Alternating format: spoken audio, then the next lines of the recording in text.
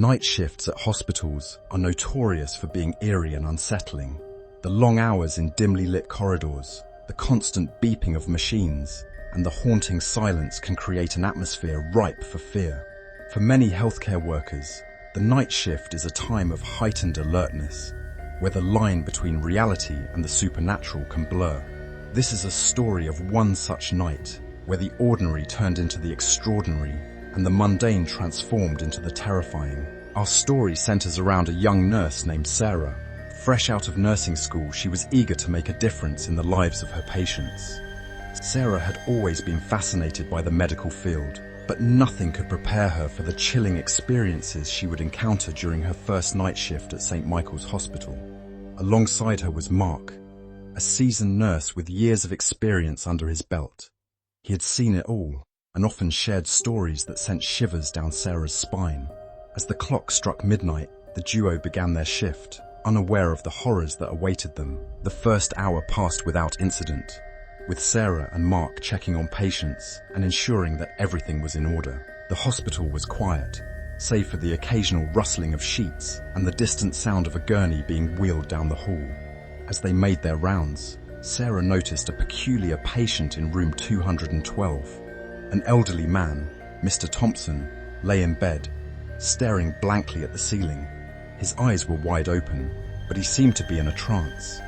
Mark brushed it off, saying that some patients just have moments of confusion.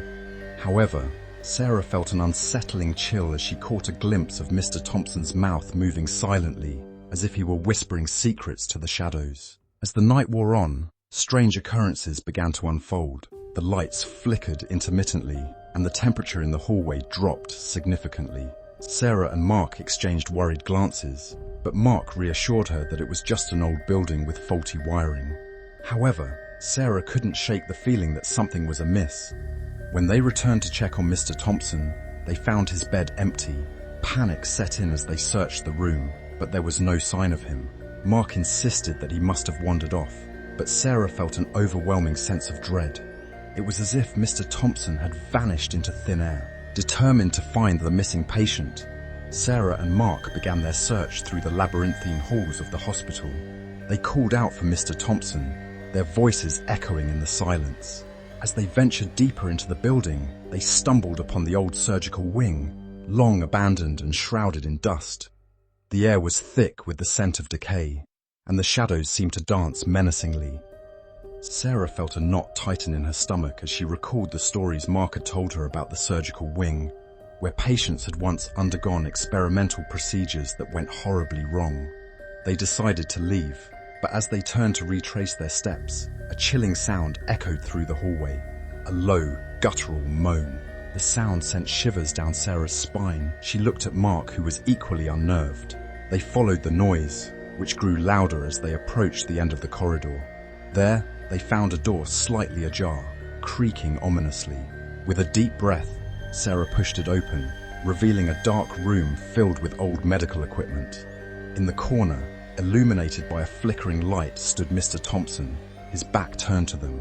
He was mumbling incoherently, his hands trembling.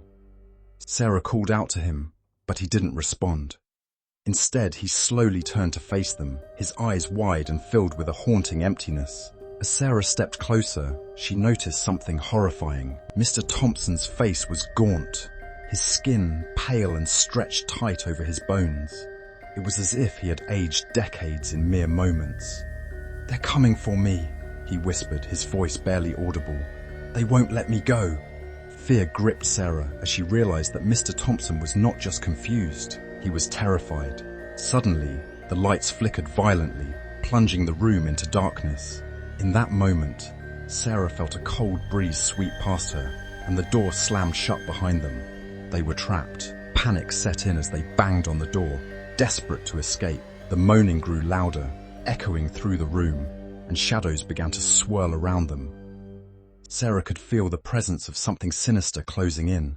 Mark shouted for help, but the hospital seemed eerily silent, as if time had frozen.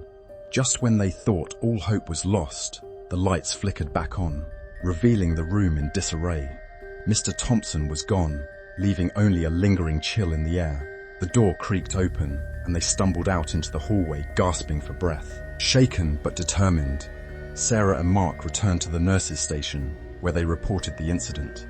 However, to their disbelief, the staff had no record of Mr. Thompson ever being admitted to the hospital. Confusion turned to dread, as they realized they had encountered something beyond their understanding. The hours dragged on, each minute feeling like an eternity. Sarah couldn't shake the feeling that they were being watched, that the shadows were alive and lurking just out of sight. As the clock approached 6 in the morning, Sarah and Mark prepared for the end of their shift. The sun began to rise, casting a warm glow over the hospital, but the warmth did little to ease Sarah's anxiety. Just as they were about to leave, a commotion erupted from room 212.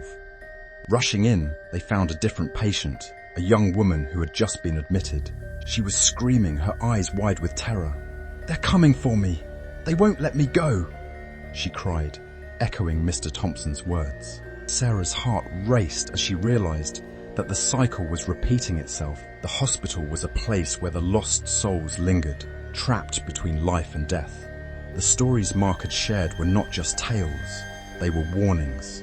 The night shift was a time when the veil between worlds thinned, allowing the restless spirits to roam.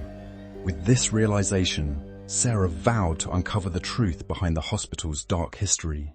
She knew that the horrors they had faced were just the beginning, and that the night shift would never be the same again. As Sarah and Mark left the hospital, the sun rose higher in the sky, casting light on the shadows that had haunted them throughout the night. They understood that the night shift was not just a job, it was a journey into the unknown, a dance with the darkness that lurked within the walls of St. Michael's Hospital.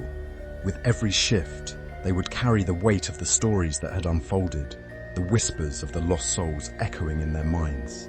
The night shift would forever change them, leaving them with a lingering question: how many more secrets lay hidden in the shadows, waiting to be uncovered?